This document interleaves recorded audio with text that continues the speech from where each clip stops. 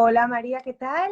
Hola, buenos ¿Cómo días. estás? Que nos ha costado un poco conectarnos, pero ya está, ya está. Sí, Bueno, pues nada, estamos aquí con María en el Día Internacional contra el Cáncer Infantil. María es la mamá de Nacho Martín, un niño de 13 años que ha superado una leucemia gracias a las terapias innovadoras que CRIS contra el Cáncer financia en el Hospital de la Paz. Y a mí me hace especial ilusión hablar con María porque además es amiga y todos hemos vivido muy de cerca todo lo que le ha pasado a Nachete. Tenemos mucho de lo que hablar hoy y creemos que vamos a ayudar mucho porque además estad muy atentos que vamos a lanzar luego un reto para investigación, una idea de María que creo que va a ser la bomba. Pero antes de nada me gustaría, María, que empezaras contándonos qué pasa ese verano de 2019. pues mira, empezó un poquito antes, empezó como después de Navidad. Nacho empezó a estar raro. Nacho es un niño que, bueno, tú le conoces, es un niño muy sano, que siempre le ha encantado comer y desde Navidades empezó a hacer cosas muy raras con la comida. No le sentaba bien la comida, un día tenía hambre, al día siguiente no, vomitaba a horas rarísimas, sin motivo además.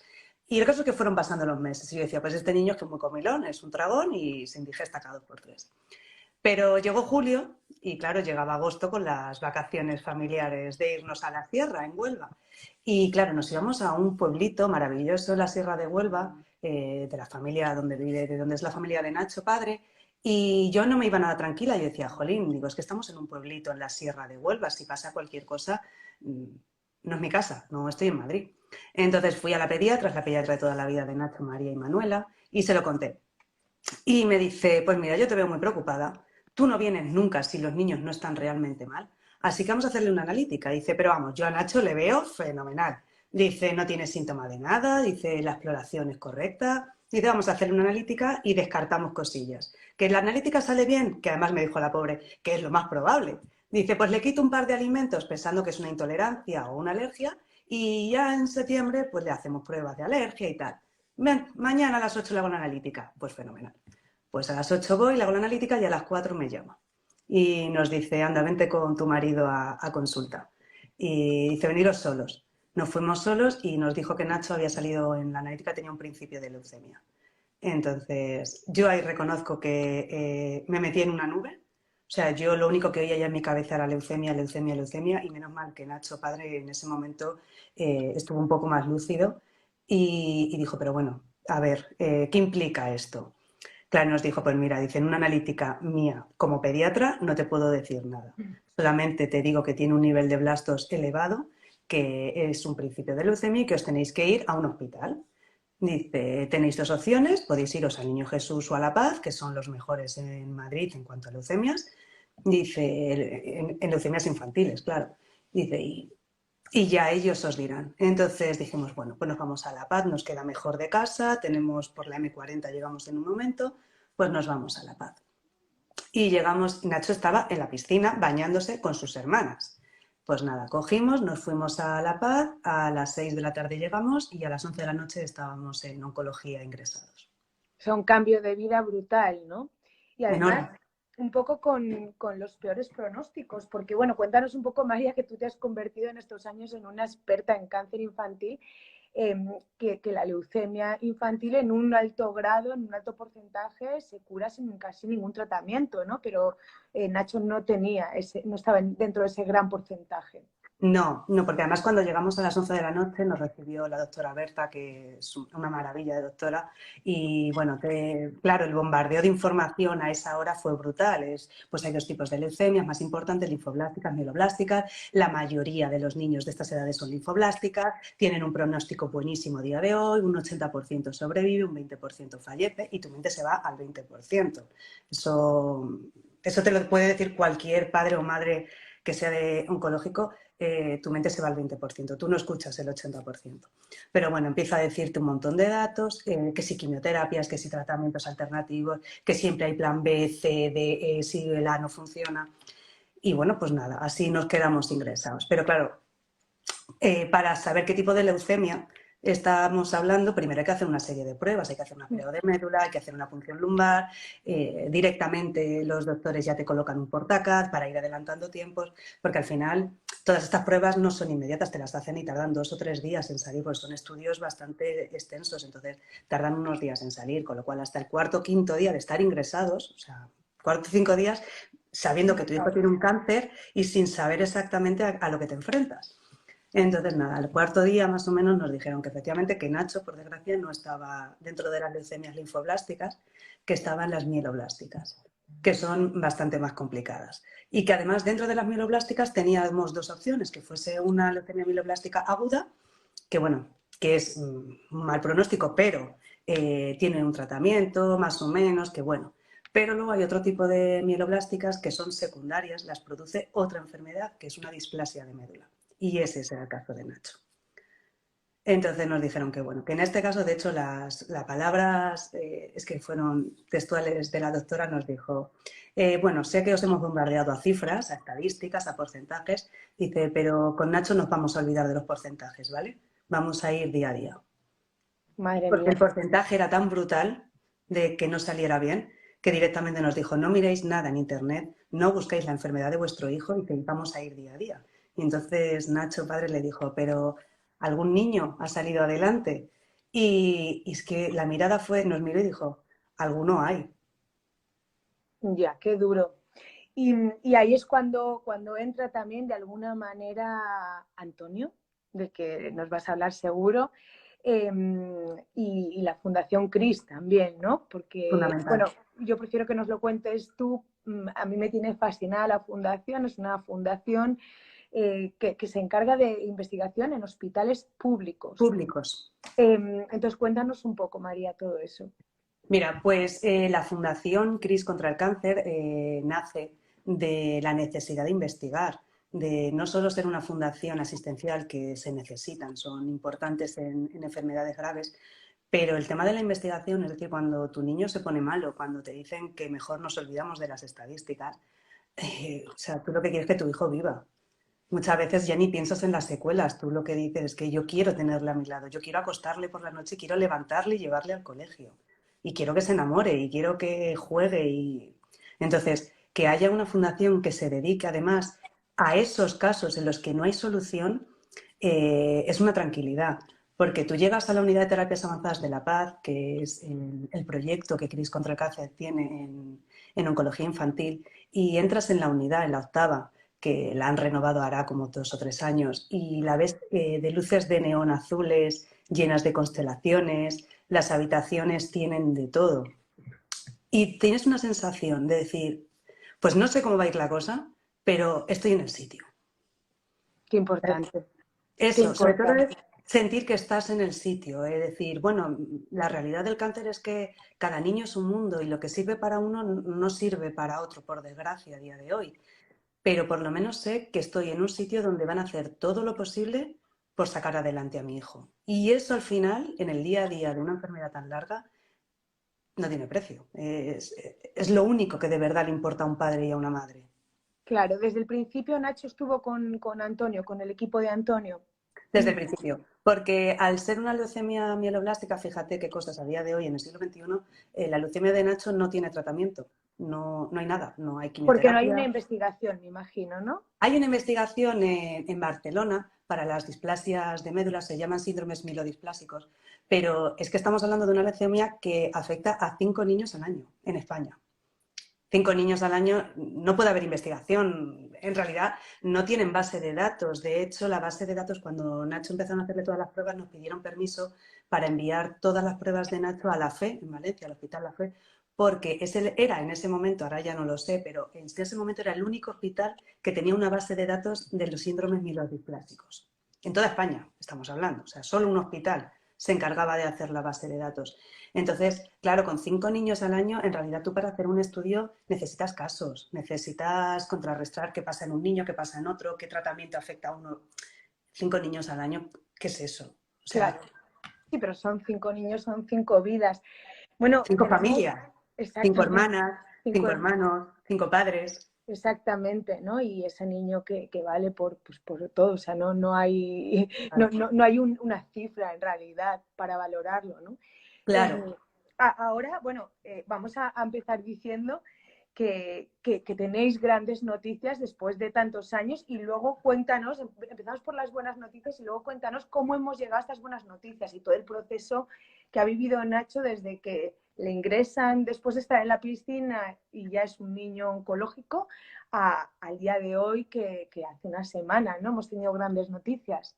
Sí, porque la semana pasada a Nacho cada 3 meses le hacen, bueno, Nacho hay que decir que todavía sigue cada 2 meses en revisión, o sea, cada 2 meses vamos al hospital.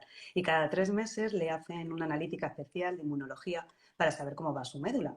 Y bueno, la semana pasada nos dijeron que la médula por fin se había recuperado, que todos los niveles, todas las familias de linfocitos estaban ya pleno rendimiento y en números estupendos y le han quitado todo el tratamiento. Ya no tenemos nada de tratamiento oncológico. Así Hay que, bueno, mucho que celebrar, ¿no? Y mucho que aplaudir a ese equipo médico sí. del Hospital de la Paz, un hospital público bueno, que ha conseguido algo que era un reto realmente, porque como bien dices, solo había 5 niños, ¿no? Pero hasta que hemos llegado aquí, me pone toda la gente, qué alegría. Hay gente que conoce a Nachete, además, profes que le conocen y no sabían. Hasta que hemos llegado aquí, ha pasado por trasplantes, por 2 trasplantes si no me equivoco, ¿no? Y por todo el proceso y encima el COVID por el medio. ¿Cómo ha sido, María? ¿Cómo, Ha sido una cómo locura, ¿eh? O sea, una tú locura lo emocional, vemos claro. ahora así en perspectiva y el otro día hablando con una amiga y dice, es que yo me acuerdo como si fuese ayer tu llamada en mitad de verano diciéndome que Nacho estaba malito. Y digo, fíjate, pues yo tengo días que parece que fue ayer y otros días que es que me parece que ha sido en otra vida, que es que he vivido 2 vidas diferentes. Claro. O sea, tengo muchas veces esa sensación de decir, es que yo he vivido 2 vidas diferentes. Una en la que mis hijos son sanos y hacíamos vida fenomenal y otra vida en la que de repente todo cambió drásticamente. Entonces, fue un camino muy duro porque Nacho tiene 2 hermanas pequeñas. En ese momento eran muy pequeñas. Manuela tenía 5 añitos y María tenía 7. Y de la noche a la mañana su madre, su padre y su hermano desaparecieron de su vida. Pero literalmente, o sea, Nacho cuando ya le diagnostican, Nacho tuvimos mucha suerte porque además, la verdad es que su pediatra tuvo un ojo clínico maravilloso en decirle vamos a hacerle una analítica. Yo creo que otro Sí. pediatra me habría dicho, vete de vacaciones, le quitas el huevo, la leche y el melocotón al niño y en septiembre volvemos a vernos. Pero ella no, dijo vamos a hacer una analítica. Que Y fíjate, perdóname, hagamos un inciso aquí porque qué importante es la atención primaria, que está fundamental. desapareciendo. Es Fundamental, fundamental. fundamental. El centro de salud, tu pediatra de toda la vida, el pediatra que conoce a tus hijos desde que nacieron. O sea, y que conoce a la madre. Yo creo que también es instinto de decir, pues esta madre viene mucho por tonterías o esta madre no viene nada, esta madre la veo muy preocupada por cosas serias, esta madre... ¿Sabes? El llegar a tener esa conexión con los padres y decir, conozco al padre y conozco a la madre y así veo cómo puedo llevar al niño. Entonces, cogió a Nacho en un momento en el que sus blastos, que son las células cancerígenas, no estaban en el nivel que necesitaban los médicos para empezar el tratamiento de Nacho. O sea, Nacho pasó prácticamente un mes en vigilancia absoluta, cada 2 días analíticas, porque no tenía la enfermedad tan desarrollada para permitir un tratamiento de quimioterapia previo al trasplante, porque para Nacho no hay tratamiento, la única posibilidad que teníamos era un trasplante de médula. Para un trasplante de médula, primero hacen falta una serie de ciclos de quimioterapia, que son quimioterapias mucho más agresivas, mucho más duras, porque la idea es acabar con la médula del paciente, para luego hacer un nuevo ciclo de quimioterapia que ya fulmina la médula, la destruye por completo, para que la nueva médula, cuando se infunde, agarre, prenda y tenga una nueva vida y además sin resistencias, de manera que no haya ningún tipo de defensa que vaya a atacar a la nueva médula. Entonces, para Nacho teníamos previsto 3 ciclos de quimioterapia y luego el ciclo de acondicionamiento y el trasplante de médula. Pues bueno, la verdad que con Nacho los ciclos de quimioterapia fueron maravillosos. Nos metieron directamente en aislamiento porque además los niños que se preparan para un trasplante, las quimioterapias son muy agresivas y les dejan sin defensas. Nacho ha llegado a tener 0 neutros. Los neutrófilos son quizá nuestra primera línea de defensas que tenemos ante infecciones y Nacho ha estado a 0. O sea, no tenía nada. Así que directamente el día 14 de agosto del 2019 le ingresan ya en aislamiento porque ese día justo debutó la leucemia, es muy fuerte, ¿eh? Pero es que mi hijo estaba en el hospital el día que debutó su leucemia. Increíble eso. Para ser tratada. Es que a veces lo pienso y digo, parece que el mundo ha conspirado, ¿sabes? Que que muchas veces te dicen, no, es que el universo conspira para que... Pues fíjate, yo creo que en nuestro caso sí que fue algo así. Sí que es algo, un sentimiento que fue así. Y le ingresaron directamente, vino Antonio a hablar con él, le contó que era la leucemia, qué era lo que él tenía y cuál era el tratamiento, el plan, porque Nacho además es muy de planes, él necesita saber qué va a pasar. Entonces le dijo, Nacho, a mí me han contado tus padres que tú necesitas tener un plan, así que vengo a contarte el plan. Me preguntan que cuántos años tenía Nacho en ese momento, 10, preguntan. 10, 10 años. 10, pero es un niño muy maduro. Con 10 años él ya necesitaba saberlo todo. Y entonces ese mismo día le hacen la analítica por la mañana, le dicen, anda Nacho, pues tu leucemia ha debutado. Dice, vamos a empezar con quimioterapia esta misma tarde. Y esa misma tarde, a mediodía, apareció Antonio en la habitación. Dice, Antonio, dice, vengo a presentarme, soy Antonio, voy a ser tu médico. Dice, primero te van a llevar los hematólogos y luego te vamos a llevar nosotros, que somos el equipo de trasplantes. Y nada, y directamente le metieron en la unidad, en el aislamiento de crisis contra el cáncer. Y empezamos con los ciclos de quimioterapia. Al principio iban a ser 3, pero en el segundo ciclo consiguieron la remisión completa de Nacho. Ostras. Entonces, sí, nos ahorramos el tercer ciclo con lo que eso supone, con todo lo que el cuerpo sufre con las quimioterapias, nos ahorramos el tercer ciclo y nos fuimos directamente al trasplante. Para el trasplante era un poco complicado porque las leucemias mieloides son complicadas. Entonces teníamos dos posibilidades. Una era buscar un donante anónimo o utilizar a un progenitor, a su padre o a mí. El caso es que encontraron la Fundación José Carreras, que son los que llevan la base de datos, que son fundamentales también en el tema del trasplante de médula, porque la base es nacional, hay una única, y la lleva la Fundación José Carreras. Nos encontró un donante, una chica, que era compatible 9/10. El problema es que ese 1% que no era compatible con Nacho era un tema de unas células que se llaman NK, que son fundamentales en la lucha contra el cáncer. Es como si fuesen nuestros propios, son unas células que tenemos todos y que están especialmente diseñadas para atacar los cánceres. Entonces, en el caso de Nacho era súper importante el tema de la NK y esta chica, sus células no eran lo que necesitaban los médicos. Y daba la casualidad que mi marido, en ese tema de células NK, era el mejor donante posible, la mejor categoría.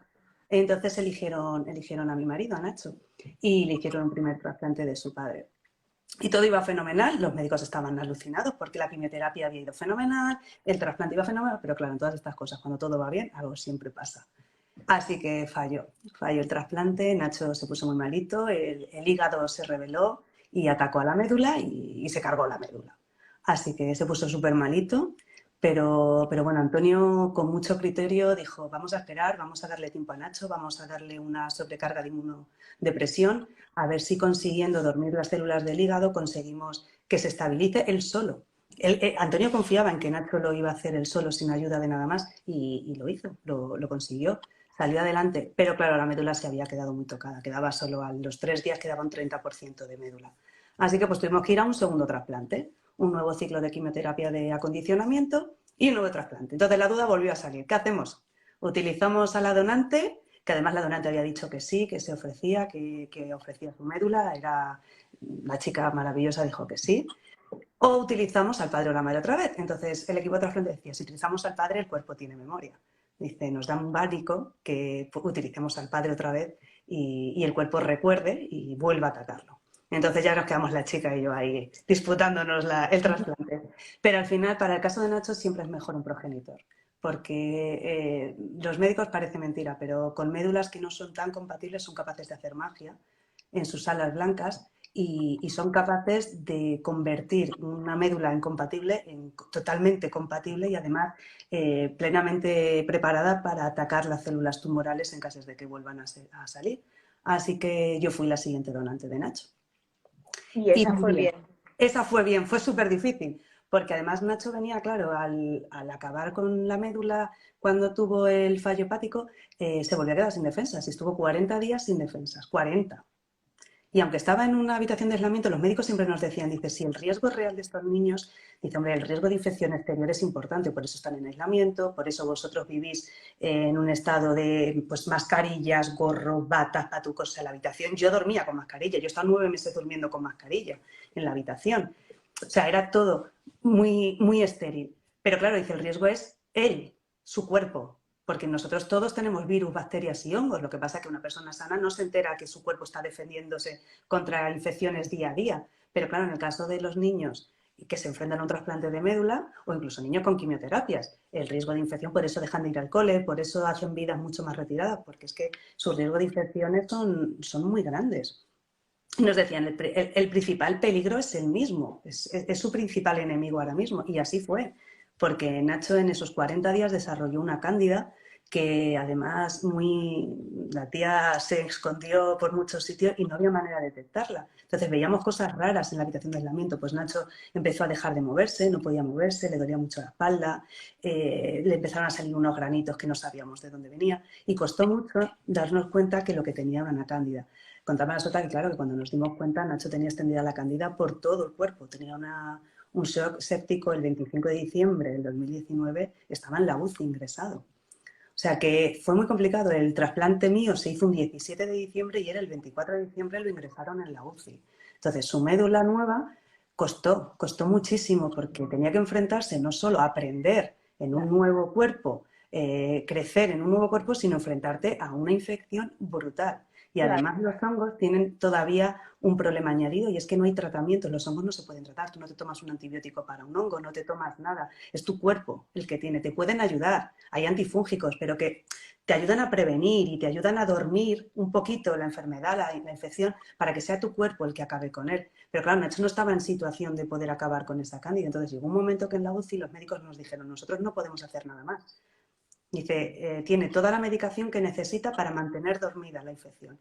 Pero si la médula no prende, si la médula no tira, no hay nada que podamos hacer. O sea, fueron días muy angustiosos, días donde Antonio, es que además Nacho ingresó un 24 en la UCI a las 9:30 de la noche con la intención de cambiar una vía y volvernos a la habitación y eran las 4 de la mañana y seguíamos porque el doctor que estaba de guardia en la UCI esa noche nos decía, yo esto no lo veo nada claro, ¿eh? Yo no veo que el ritmo de Nacho sea normal, le voy a dejar unas horas más y le voy a dejar unas horas más y ya eran las 4 de la mañana y ya eran las 5 de la mañana y ya a las 9 de la mañana dice, os vais a quedar en la UCI, ¿eh? Iros despidiendo porque no os vais a ir a la planta. Y estamos hablando de un 24 de diciembre, que las niñas habían venido a cenar con su hermano en la habitación, que nos habían dado permiso para que las niñas cenaran y tal cual llegaron al hospital, tal cual se las tuvieron que llevar. Y se fueron diciendo, ¿pero qué pasa? ¿Por qué ahora no podemos ni siquiera ver a mis padres? Así que así fue. Y el ¿Cuánto tiempo 25, estuvo en la UCI? pues estuvo del 24 de diciembre al 5 de enero. Que el 5 de enero ya le dijeron, mira Nacho, no estás bien del todo, pero tienes que salir de la UCI, tienes que ver la luz, porque es que además la UCI, ahora han hecho una UCI nueva en La Paz, pero la UCI antigua, sin luz natural, amarilla, o sea, tristísima. Los niños Ahora que decían hablas muchas de veces eso, María, lo importante que es, ¿no? Que ellos estén también en un entorno un entorno. agradable, en el que, como bien decían, ¿no? Las enfermeras cuando iban a esa otra planta que hay en La Paz ahora, maravillosa, decían, qué alegría se respira en esta habitación con todo lo que tenéis encima, ¿no? Lo importante que es, y yo creo que lo que ayuda también, ¿no? Aparte de la enfermedad, y los médicos están ahí al pie del cañón, en lo físico como en lo emocional ayuda a que haya un entorno agradable, ¿no? Y lo que tú dices, luz natural, un buen espacio. Eso es, algo agradable, algo que no parezca que estás en, pues yo qué sé, en un almacén. Es que yo decía, digo, es que me decían los médicos de urgencia de la UCI, es que, dice, hasta hace muy poco los padres ni siquiera podían estar en la UCI, los teníamos que mandar fuera porque es que no hay sitio para los padres. Y lo importante que es para un niño estar cerca de su madre y de su padre en sus Imagínate, es momentos. verdad que hay niños en la UCI, Nacho, de hecho, si tú le preguntas, Nacho de la UCI no se acuerda de nada porque estuvo muy sedado, pasó mucho tiempo muy sedado porque tenía muchos dolores. Entonces, claro, no recuerda mucho, pero tienen momentos que sí se acuerdan, que sí hay cosas. Nacho tiene recuerdos de la UCI y jolín, hay niños que están en la UCI, pero que están despiertos, que hablan contigo, te cuentan cosas y es una situación muy traumática y Claro. tener una UCI tan fea en ese sentido, en La Paz era una pena. Ahora han hecho una nueva y de verdad, o sea, es maravillosa, es una suerte. Ahora, es que la humanización de los hospitales es fundamental. O sea, Claro. eso poco a poco se va cambiando y La Paz es muy pionera en el tema de humanizar y sobre todo en el tema de los niños, porque yo, por ejemplo, he estado en todas las pruebas de Nacho. Yo he entrado con él a dormirle, yo he entrado en quirófano con él, todas las pruebas que le han hecho de resonancia, SPECTAC, en todas he estado a su lado. Y eso en muchos hospitales todavía no te dejan estar con tu hijo cuando está sufriendo y además son momentos de mucha ansiedad para ellos porque se enfrentan a una máquina fría que hace un frío a veces en las resonancias. No sé si alguna vez te has hecho una radiografía de la mano y dices, jolín, qué frío hace en esta habitación. Pues Sí. imagínate con una bata del hospital y el niño muerto de miedo y muerto de dolores. De frío, sí, como bien dices. Y a mí hubo una cosa que me sorprendió mucho porque yo no sabía, y es que un día me dijiste que llegabas tarde porque habías ido a donar y no era precisamente sangre ni la médula. Y entonces ahí se me abrió el mundo ese de posibilidades de todo lo que podemos donar y no sabemos. Cuéntanos eso porque creo que es algo que es bastante desconocido, por lo menos para mí lo era, y que creo que es tan importante, ¿no? Todo lo que podemos hacer y no sabemos. Sí, porque todo el mundo te dice donar sangre, sangre es fundamental, ¿eh? O sea, hay que donar sangre porque Nacho, por ejemplo, transfusiones de sangre ha necesitado, pues no sé, a lo mejor te digo 40 y me estoy quedando corta, ¿sabes? Porque hubo rachas que es que necesitaba sangre a diario, es Sí. fundamental. Pero es que no solo se puede donar sangre, puede ser donante de médula. El ser donante de médula no duele, no ingresas, no haces nada. Ser donante de médula implica, te haces una analítica para ver si, para que te hagan, para que te fichen, es ficharte. Y si resulta que eres compatible, que es súper complicado, ¿eh? O sea, tú te puedes hacer donante de médula y que no te llamen en la vida, porque no es fácil ser idéntico a alguien, es lo bonito del ser humano, ¿no? Mm. Que no somos idénticos, pero que si se da la casualidad y lo eres, eh, hay dos maneras de donar. Yo, por ejemplo, mi marido y yo simplemente nos pusieron una aguja en un brazo, una aguja en otro brazo, te tumbas en una cama pues 4 o 5 horas y tu sangre sale por un brazo, entra en una máquina que es como una lavadora, centrifuga, saca todo lo que necesita, pero tu sangre te la devuelve. Entonces, por un brazo sale tu sangre y por el otro te vuelve lo que no se necesita, la sangre que no necesita, porque lo que necesitan para el trasplante de médula son glóbulos blancos, es la médula, son linfocitos y plaquetas, o sea, tienes mucha sangre que te devuelven. O sea, de hecho, yo después me tomé un bocadillo y si no me lo hubiese tomado, pues a lo mejor tampoco hubiese pasado nada. No me habría sentido mareada ni nada.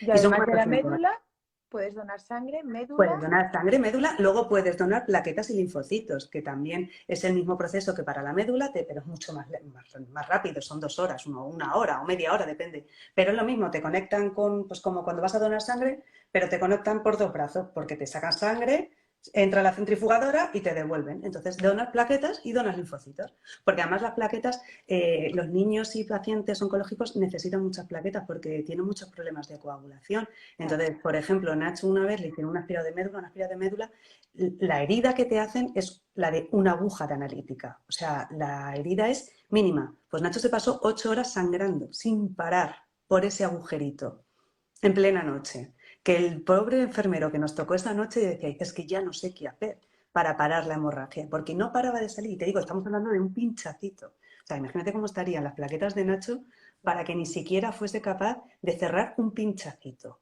O sea, una cosa con lo cual necesitan muchas plaquetas. A veces les ponen transfusiones de sangre, de plaquetas, de plasma.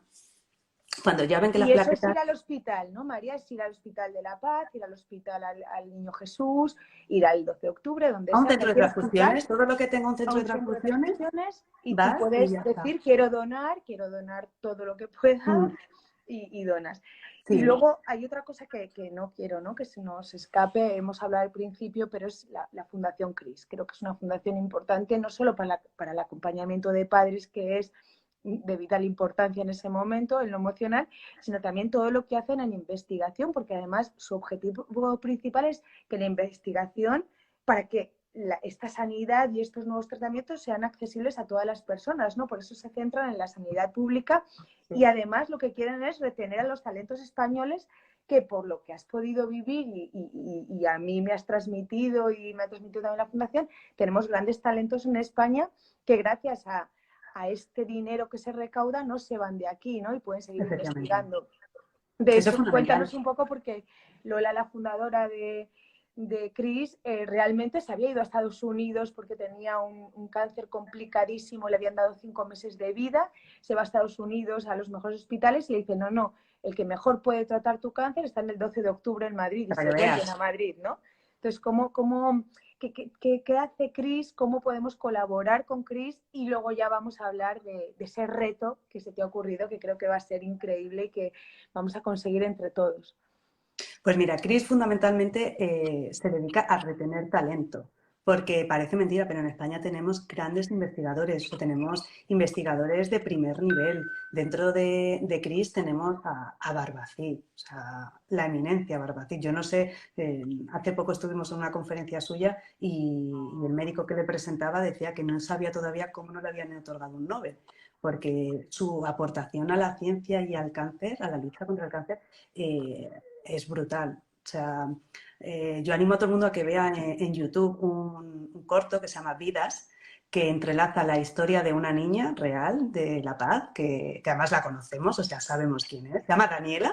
Daniela, sí. Que, Luego subiré el corto, lo subiré a las redes sociales para que la gente tenga un fácil acceso a él. pues es una niña, para que te hagas una idea, es una niña que se curó hará 2 años o 1 año y medio, 2 años, y se ha curado gracias a algo que descubrió Barbacid en los años 80 y que se quedó ahí en la recámara de la ciencia y que no habían encontrado cómo aplicarlo. Y el día que estrenaron el corto, claro, Barbacid lo primero que dijo es que qué bonito dedicarse a algo y que 40 años después encontrar los frutos.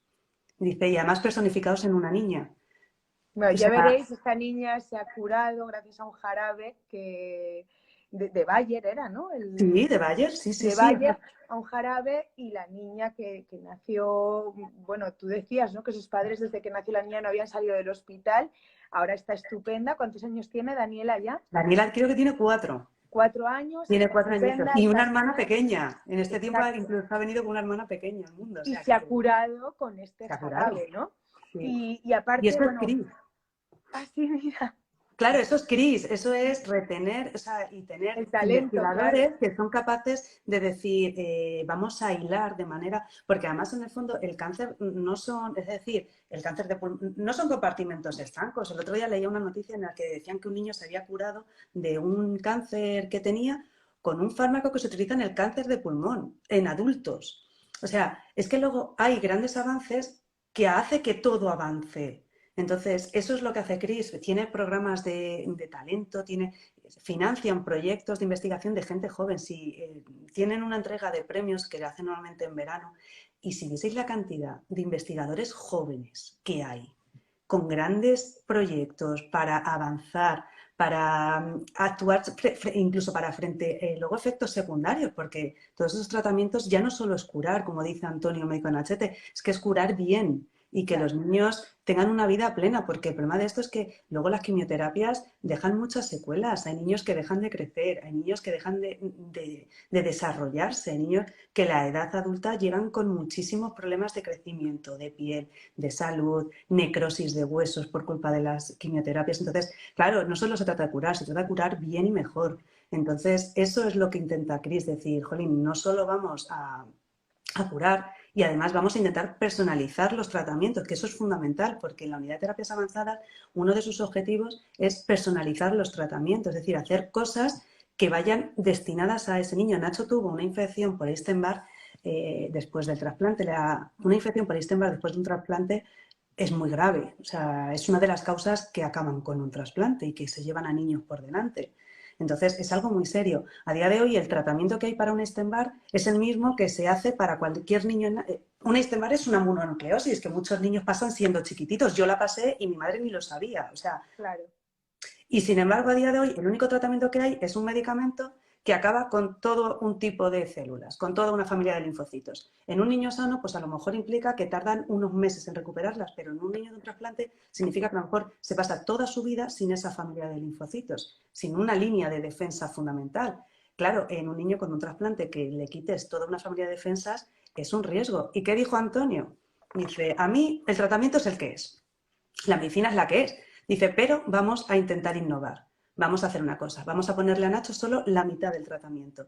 Y la otra mitad, como tú, como yo, que yo era la donante, has pasado por el Epstein-Barr y tus células de memoria, los linfos T tuyos, que son los que guardan todas las infecciones por las que has pasado, le vamos a infundir linfocitos T tuyos y vamos a intentar controlar con tus linfocitos que ya saben cómo luchar contra un Epstein-Barr para que Nacho se cure antes. Y lo consiguió, con mitad de un Impresionante. tratamiento y linfocitos T. Y después de Nacho han ido muchos niños detrás, utilizando la misma técnica. Nacho fue el primero que Antonio dijo, vamos a intentarlo, vamos a ver si funciona.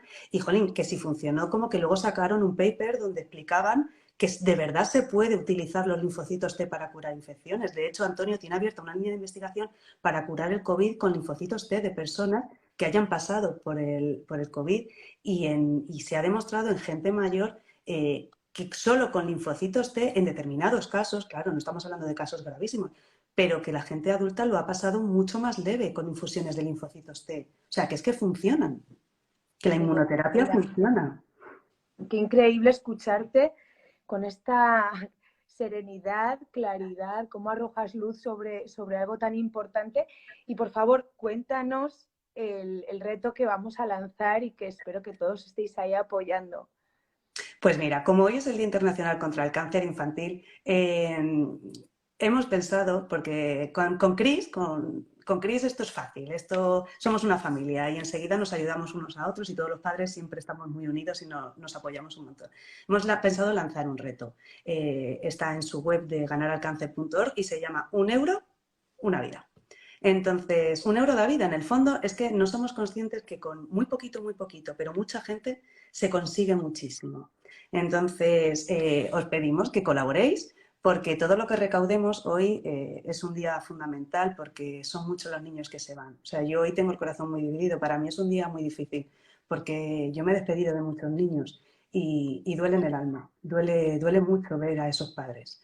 Entonces, todo lo que se recaude en ese reto va a ir para la unidad de Antonio, que es la unidad de terapias avanzadas de La Paz, porque necesitan ayuda, necesitan seguir investigando. Y la realidad es que Antonio lo único que hace es investigar. O sea, todo lo que consigue lo consigue gracias a la investigación. Tiene una sala blanca maravillosa que la están equipando para cada vez hacer mejores cosas, mejores terapias, que los niños se curen mejor, menos secuelas. Y en el fondo es eso lo que necesita, que la gente colabore y se dé cuenta de que con muy, muy poquito se puede conseguir grandes cosas. Pues vamos a lanzar este reto. Lo voy a poner luego yo también en las redes sociales. Por favor, mandadlo a todos vuestros grupos de familia, de amigos, de cole, porque yo creo que es importante la investigación, la salud pública, apoyar a equipos como el de Antonio, apoyar a fundaciones como Cris. Y gracias, María, gracias de verdad, porque no sabes a tanta gente que has ayudado con esta charla, que vas a ayudar, y a todos los que nos has abierto la mente para... Mira, por favor, ponedlo, gracias. No paran de poner comentarios sobre esto, que ya te pasaré en algún momento si sé hacerlo. Gracias porque has pasado por un camino muy difícil, has hecho una maratón importante en tu vida y todo lo que puedes ayudarnos ahora con tu experiencia. Así que gracias por ser tan generosa. No, a ti, que llevábamos mucho tiempo queriendo Llevábamos hacer mucho esto. tiempo. Esto es un sueño, es un sueño hecho realidad, de verdad. Llevábamos mucho tiempo queriendo hablar sobre esto, María y yo, seguramente casi desde que a Nacho le diagnosticaron y no encontrábamos el momento. Y fíjate que lo hemos encontrado cuando Nacho tiene esta gran noticia y encima es el Día Internacional contra el Cáncer Infantil. Así que nada, voy a dejar esto colgado para que lo vean mucha gente, María, y yo en mis redes sociales voy a colgar todo. Voy a colgar la entrevista que le han hecho a Nacho, que vais a ver, impresionante.